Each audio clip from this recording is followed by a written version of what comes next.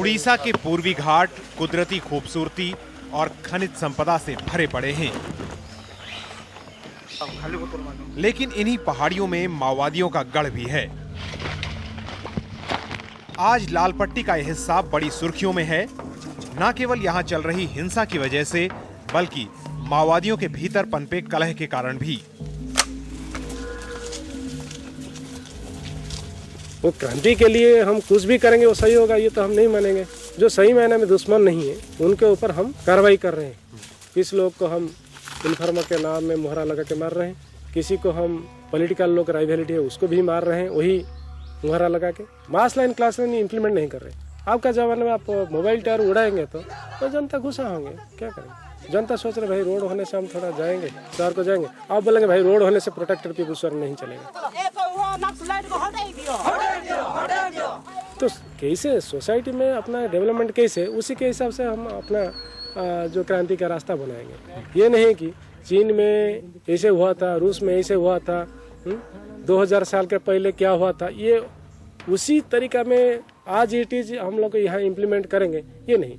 तो मेरा सोच है इसमें तो ये स्ट्रक्चर को चेंज करना है। सब्यसाची पांडा, जो कुछ वक्त पहले तक सीपीआई माओवादी की उड़ीसा इकाई का सचिव था, आज पार्टी से निकाल दिया गया है। माओवादी पार्टी मेरे को निकाल दिए और काल किसको निकाल देगा, लेकिन देश में क्रांति नहीं बन जाएगा ना। अगर देश को क्रांति बनाने के लिए चाह रहे हैं तो दूसरे जो छोटे छोटे पार्टी है उसको जोड़ के कैसे चलाएंगे बोल के वो सोचना चाहिए। 2008 में विश्व हिंदू परिषद के नेता स्वामी लक्ष्मणानंद की हत्या के पीछे पांडा का हाथ था। फिर इस साल 2 इतालवियों के अपहरण से वो एक बार फिर से सुर्खियों में आया। लेकिन जब उसने हिंसा की राजनीति का विरोध किया तो ये उसकी पार्टी को रास नहीं आया। उसने सीपीआई माओवादी के सबसे बड़े नेता मोपल्ला लक्ष्मण राव उर्फ गणपति को लिखी चिट्ठी में न केवल हिंसा का विरोध किया है, बल्कि माओवादी आंदोलन के भीतर पैदा हो रही कमियों को भी उजागर किया है। इसी चिट्ठी को सार्वजनिक करने के आरोप में पांडा को पार्टी से निकाल दिया गया है।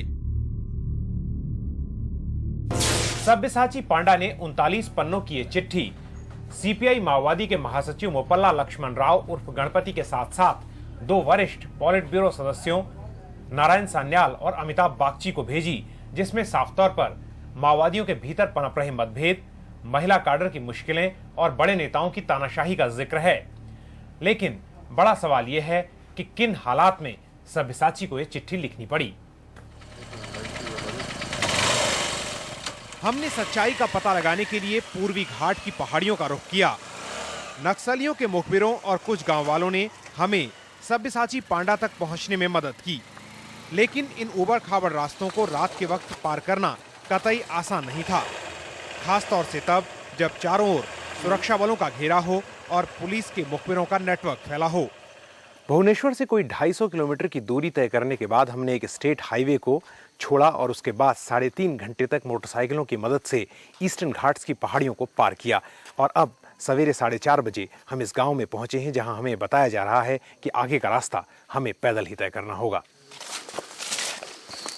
यहां से करीब 2 घंटे पैदल रास्ता घने जंगलों में तय करने के बाद हमें जंगल में ही इंतजार करने को कहा गया। फिर कुछ घंटों बाद इसी जगह पर पहुंचा सब्यसाची पांडा। बातचीत में पता चला कि कैसे माओवादियों के भीतर घमासान चल रहा है। उड़ीसा, जिसे माओवादी झारखंड और छत्तीसगढ़ के बाद अपना नया किला बनाना चाहते हैं, वहां कैसे उड़िया काडर का मनोबल गिरा हुआ है।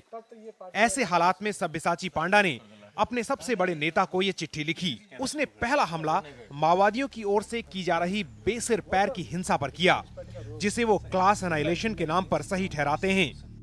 गणपति को लिखी चिट्ठी में पांडा कहता है कि माओवादी किसी को भी पुलिस का मुखबिर बताकर मार रहे हैं। वो किशन जी जैसे पोलित ब्यूरो सदस्यों पर भी कमेंट करता है जैसे वो कुछ नहीं कर रहे। उन्होंने एक भी पुलिस वाले को नहीं मारा। मैं पूछता हूं कि क्या पुलिस वालों को मारना ही क्रांतिकारियों का एक काम बचा है?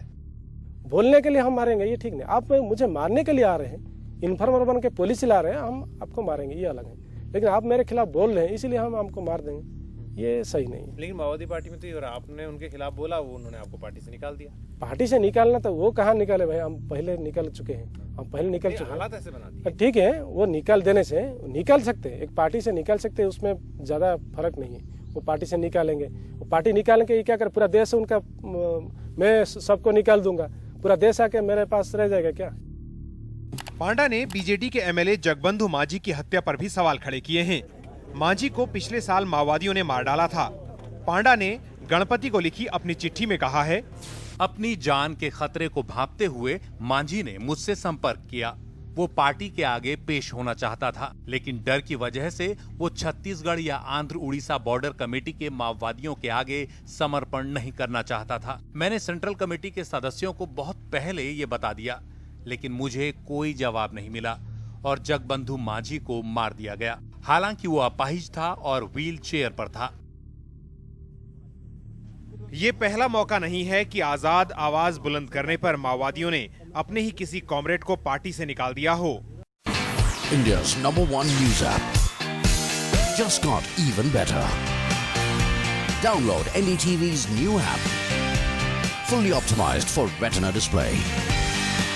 Full screen view. Faster response time. And Sudoku. NDTV's new iPad app. Download now.